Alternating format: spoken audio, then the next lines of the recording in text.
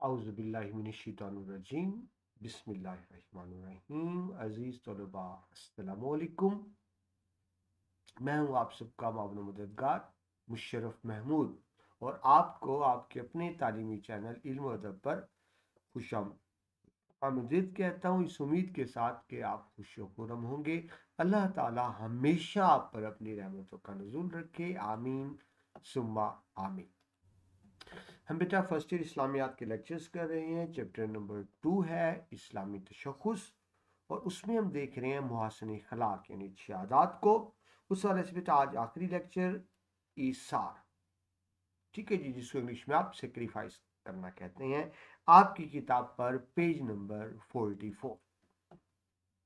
ईसार बेटा अरबी ज़बान का लफ्ज़ है। इसका मतलब ये है कि दूसरों के फायदे के लिए अपने आप को तकलीफ और मुसीबत में डाल। फिर बता दो क्योंकि ये अरबी मायने नहीं दिए हुए। एसार के मायने है दूसरों के फायदे के लिए अपने आप को तकलीफ में डाल देना, या यूं भी कह सकते हैं कि दूसरों के मफाद को जाती मफाद पर तरजीह देना। यानी एक मेरा जाती मफाद, एक दूसरों का मफाद। मैं दूसरों के मफाद को तरजीह दूं अपने मफाद, या यूं कहें कि अपने मफाद को दूसरों के मफाद पर कुर्बान कर देना। दूसरों के लिए अपने मफाद को कुर्बान कर देना क्या कहलाता है? एसार कहलाता है, जिसको हम सेक्रीफाइस कहते हैं। ठीक है, इस्लाम में बेटा इसकी बहुत अहमियत है, बड़ी फजीलत है, बड़ा मकाम और मर्तबा है एसार का। आपकी बुक से ही शुरू करते हैं। दुनिया परस्ती अगर इंसान को खुद परस्ती और मफाद परस्ती सिखाती है। दुनिया परस्ती बेटा यानी इंसान दुनिया का एक गुलाम हो, वो चाहे मेरी दुनिया बन जाए, मैं दुनिया में कामयाब हो जाऊं, कार कोठी बंगला सब कुछ मिल जाए। बेटा दुनिया आर्जी है, चंद रोजा है, आखिरत की जिंदगी हमेशा की। तो दुनिया परस्त कौन होता है? जो सिर्फ दुनिया का मफाद देखता है और आखिरत को नजरअंदाज कर देता है। वो भूल जाता है कि उसने अल्लाह के सामने जवाबदेह भी होना है अपने अमाल के लिए, और वो हमेशा की जिंदगी है। ये जिसको आप कहते हैं ना मटेरियलिस्टिक होना, मटेरियलिज्म, वो क्या है? बस इंसान इस दुनिया की कामयाबी को ही अपनी कामयाबी समझे, आखिरत को भूल जाए। ये होता है बेटा दुनिया परस्ती। ठीक है जी। दुनिया परस्ती इंसान को खुद गर्जी सिखाती है। दुनिया में कामयाब होना है ना, उसके लिए मैं झूठ बोलूं, मैं रिस्क हराम कमाऊं, मैं दूसरों का हक छीनूं, दूसरों को तकलीफ दूं, मेरे पास पैसे आने चाहिए। तो एक शेर ज़हन में आया। शायर कहता है जी, हवा ही ऐसी चली है, यानी वक्त ऐसा आ गया है, हवा ही ऐसी चली है हर एक सोचता है, तमाम शहर जले एक मेरा घर ना जले। मेरा घर बच जाए, मेरी बला से पूरे शहर को आग लग जाए। ये है खुदगर्जी और मफाद परस्ती। तो जो दुनिया परस्त लोग हैं, जो दुनिया को ही सब कुछ समझते हैं, वो खुद गर्ज भी होते हैं, मफाद परस्त भी होते हैं। ठीक है जी। लेकिन जो खुदा परस्त हैं, जो अल्लाह ताला के दिए हुए निज़ाम के तहत ज़िंदगी गुजारते हैं, जिनका हर काम इसलिए होता है कि अल्लाह उनका राज़ी हो जाए, और हर बुरे काम से इसलिए बचते हैं कि अल्लाह नाराज़ ना हो, वो खुदा परस्त हो गए। खुदा परस्ती में जज्बा एसार पैदा करती है। और एसार का मतलब मैंने भी बताया कि दूसरों के लिए दुख दर्द तकलीफ बर्दाश्त करना, दूसरों के मफाद को अपने मफाद पर तरजीह देना। ये कौन करेगा? जो खुदा परस्त होगा। लेकिन जो दुनिया परस्त होगा, लालच खुदगर्ज होगा। ठीक है जी। तो एहसान का ये मतलब क्या दिया गया? वो खुद तकलीफ उठाकर खल के खुदा यानी लोगों को, मखलूक को राहत तो आराम पहुंचाता है। अगर मुझे तकलीफ भी पहुंचती है, मुझे नुकसान भी होता है, लेकिन उससे दूसरों का फायदा हो, दूसरों को खुशी मिले, दूसरों को आराम मिले, तो इसको एसार कहेंगे, जज्बाए एसार कहेंगे। हदीस से बात बेटा मुसलमान जस्द वाहिद की मानद है, एक जिस्म की मानद है। यानी जिस्म के एक हिस्से को तकलीफ पहुंचती है तो एक हिस्सा नहीं, पूरे जिस्म को दर्द महसूस होता है। यानी एक मुसलमान की तकलीफ को दूसरा मुसलमान महसूस करे। हजरत इकबाल का खूबसूरत शेर कहते हैं जी, अखुवत इसको कहते हैं, अखुवत भाईचारा, अखुवत इसको कहते हैं चुभे कांटा जो काबुल में, अफगानिस्तान का दारुल हुकूमत काबुल। अखुवत इसको कहते हैं चुभे कांटा जो काबुल में, तो हिंदुस्तान का हर एक पीरो जवां बेताब हो जाए। कांटा अफगानिस्तान में एक शख्स के पांव में लगा है, उसका दर्द तकलीफ हिंदुस्तान का हर बूढ़ा और नौजवान महसूस। ठीक है जी। तो दूसरों के दुख दर्द को महसूस करना और अपने आपके मफाद को कुर्बान कर देना, ये है एहसान। ठीक है, ताकि दूसरों को राहत आराम पहुंचे। बेटा अल्लाह ताला उसको बहुत पसंद फरमाते हैं जो मखलूक खुदा से मोहब्बत। अल्लाह की मोहब्बत का असूल का एक ही तरीका कि अल्लाह की मखलूक से मोहब्बत की जाए।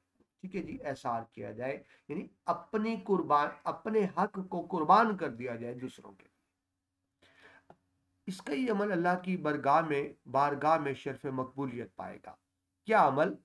जो खुदा परस्त होगा, जिसमें जज्बा एसार होगा और अखरवी नेमतों के हसूल का सबब बनेगा, यानी आखिरत की नेमतें, आखिरत की जिंदगी, मौत के बाद की जिंदगी, जो असल में हमेशा की जिंदगी है।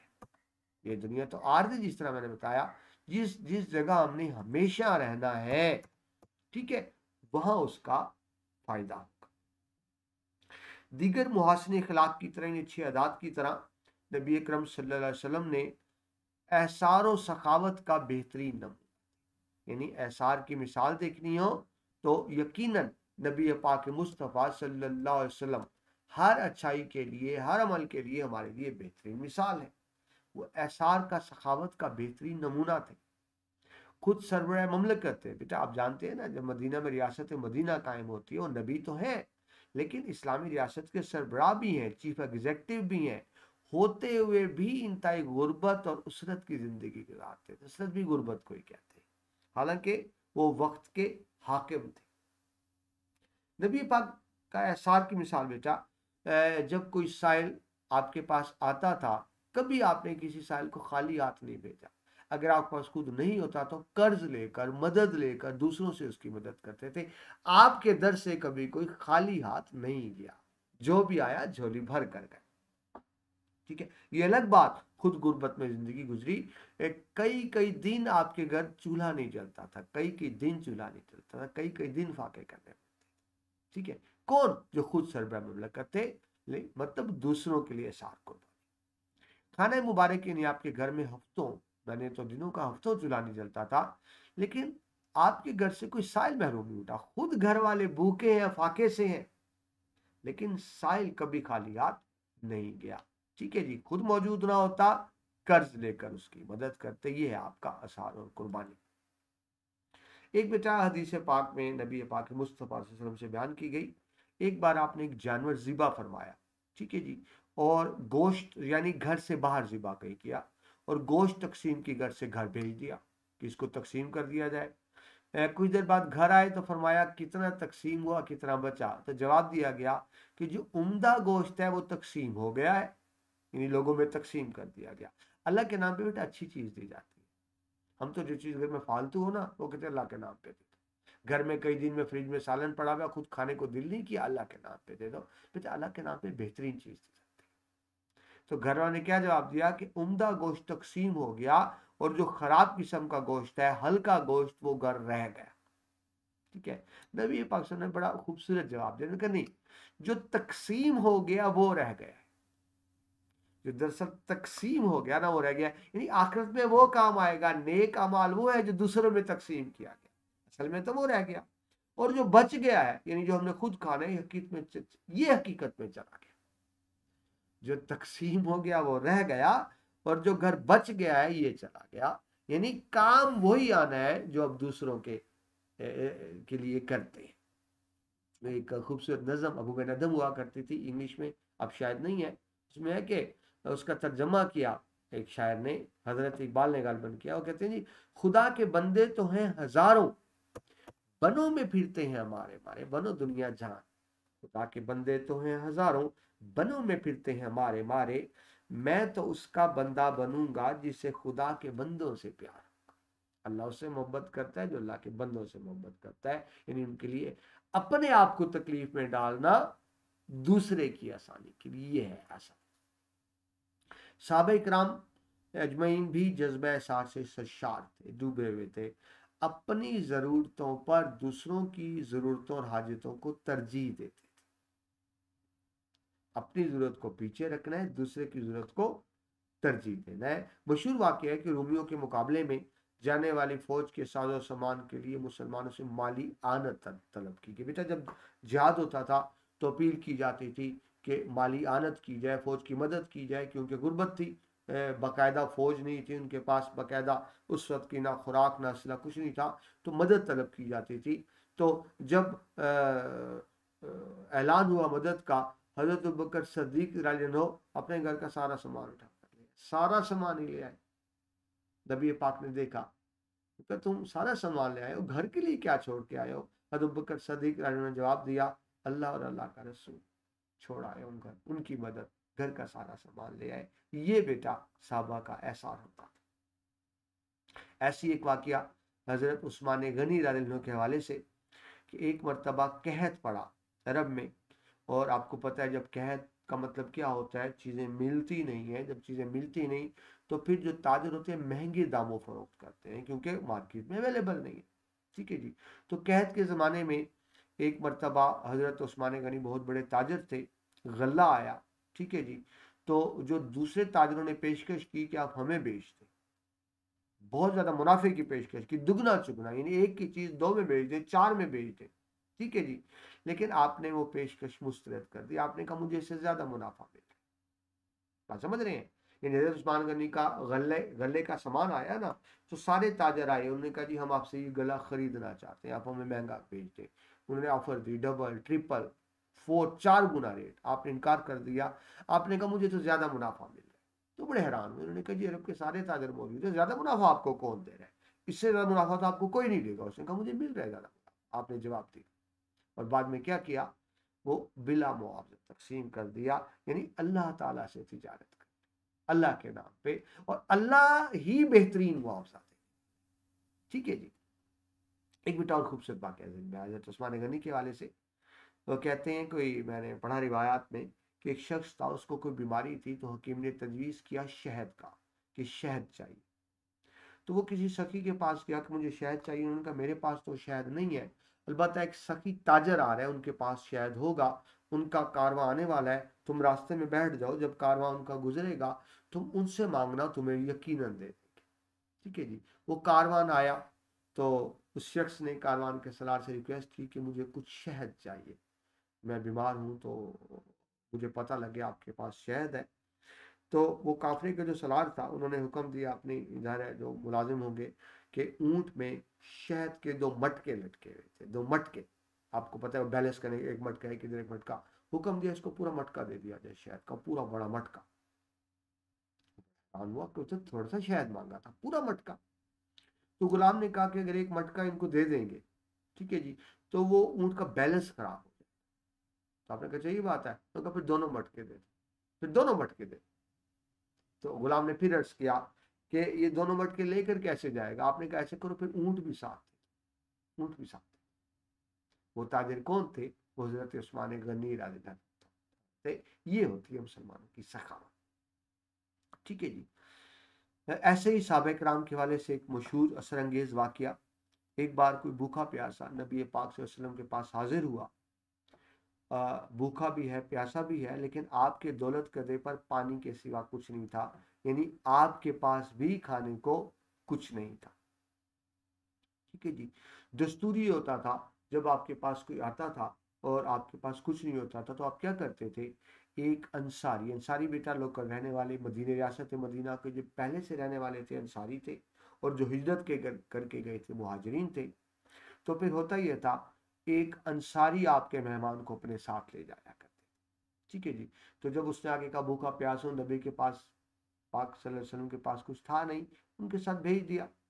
जब वो अंसारी मेहमान को लेकर घर पहुंचे, तो मालूम हुआ कि उनके घर भी कुछ नहीं है, थोड़ा सा खाना है जो सिर्फ बच्चों के लिए काफी है, अजाफी खाना उनके पास नहीं है जो मेहमान को पेश किया जा सके।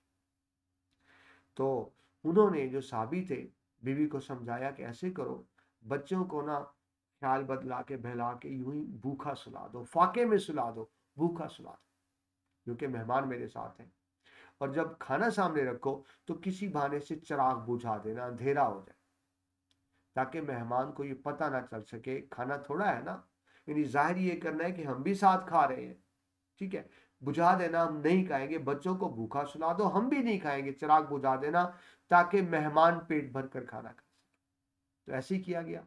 वो जो साहबी की जोजा थी, बीवी थी, बच्चों को ख्याल बदला के भूखा सुला दिया। खाना मेहमान के सामने पेश कर दिया, चिराग बुझा दिया, मेहमान ने पेट भरकर खाना खाया और वो खुद सहाबी और उनकी बीवी भूखे, मेहमान की को पेट भर के खाना खिलाया। ऐसा ही किया गया, शिकम शेर होकर पेट भर कर खाना खाना, और वो अंसारी उनकी बीवी बच्चे भूखे रहे। सुबह सुबह जब वो साहबी नबी पाक सल्लल्लाहु अलैहि वसल्लम की खिदमत में हाजिर हुए तो नबी पाक मुस्तफ़ा सल्लल्लाहु अलैहि वसल्लम ने इरशाद फरमाया कि अल्लाह जल्ला शानहू तुम्हारे रात के हुस्न सलूक से बहुत खुश हूँ। ठीक है जी, ये बेटा हदीस पाक है, सही उल बुखारी में 3398 और सही मुस्लिम में 2054, दोनों किताबों में ये हदीस दर्ज है। बेटा अल्लाह से तो कुछ छुपा हुआ नहीं है ना, अल्लाह तो देख रहा है। तो अल्लाह ताला की अदा पसंद आई कि मेहमान को खाना खिलाया, खुद भूखे रहे, बीवी भूखी रही, बच्चे भूखे रहे, तो अल्लाह ताला को ये अदा पसंद आई और उन्होंने नबी पाक मुस्तफा सल्लल्लाहु अलैहि वसल्लम को बताई और उन्होंने मुबारकबाद दी उस साहबी को कि अल्लाह को ये अदा बहुत पसंद है। ठीक है जी, तो किसी के काम आना अल्लाह ताला को बहुत पसंद है। ऐसे ही एहसार पेशा मैं बार बार बता रहा हूँ, जो अपना हक दूसरों को दे दें, अपने आप को मुसीबत में डालें दूसरों की आसानी के लिए।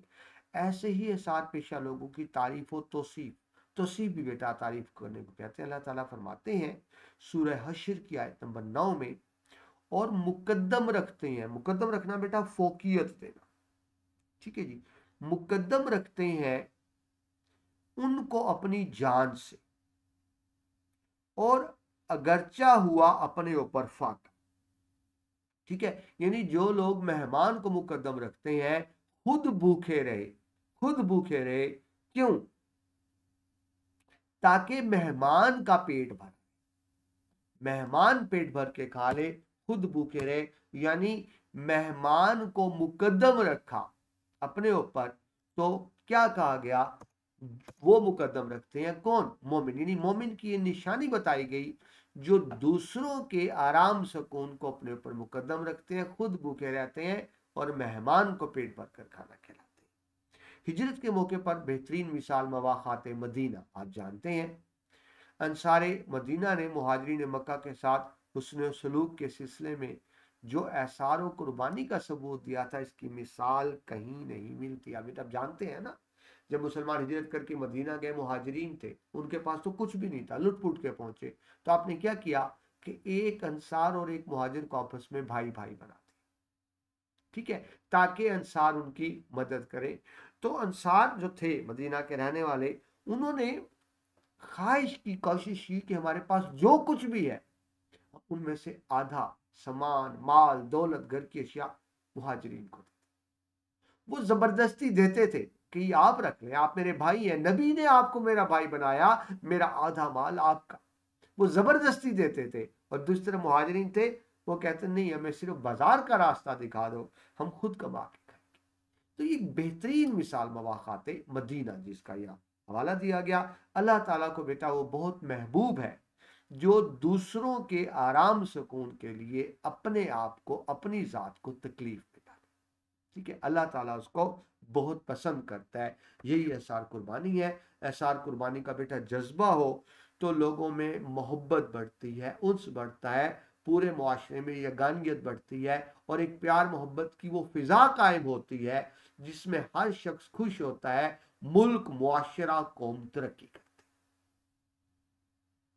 ठीक है जी, जिस तरह मैंने आपको पहले शेर सुनाया था, मुझे एक और शेर जिन में आया, एक शायरा परवीन शाकिर का शेर है, वो कहती हैं जी, अगर खलूस की दौलत के गोशवारे बने, यानी खलूस को दौलत समझ लिया जाए, गोशवारे समझ लें, फरिश्ते बनाना, शेड्यूल फरिश्ती कह लें, अगर खलूस की दौलत के गोशवारे बने तो शहर भर में कोई साहिब निसाब ना।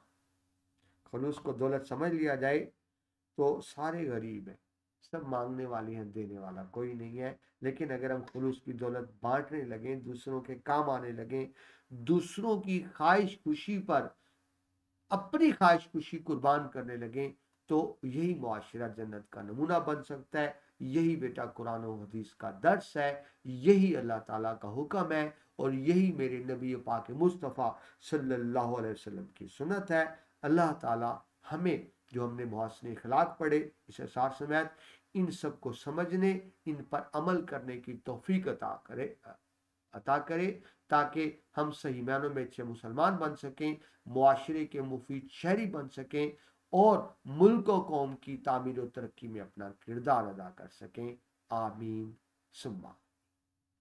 इसके साथ ही बेटा अल्हम्दुलिल्लाह आपके मुहस्सिन अखलाक 7 से ख़त्म हुए, यानी वो अच्छी आदत जो हमें अपनानी चाहिए जिसका हुक्म हमने पढ़ ली। नेक्स्ट हमारा टॉपिक होगा रज़ाइल अखलाक, यानी वो बुरी आदतें जो हमें छोड़ देनी चाहिए जिससे अल्लाह और उसके रसूल ने का हुक्म दिया है। ये हम अगले लेक्चर में पढ़ेंगे।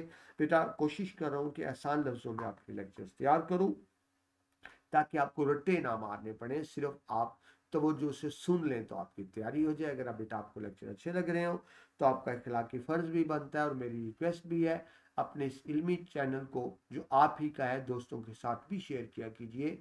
चिराग से चिराग जलता रहे और यूं ही इल्म का सिलसिला आगे से आगे बढ़ता रहे। ठीक है, इस सिलसिले में मैं अपना किरदार अदा करूँ, आप बेटा अपना किरदार। ठीक है, खुश रहिए, सलामत रहिए। अगले लेक्चर में आपसे दोबारा मुलाकात होती है। अल्लाह।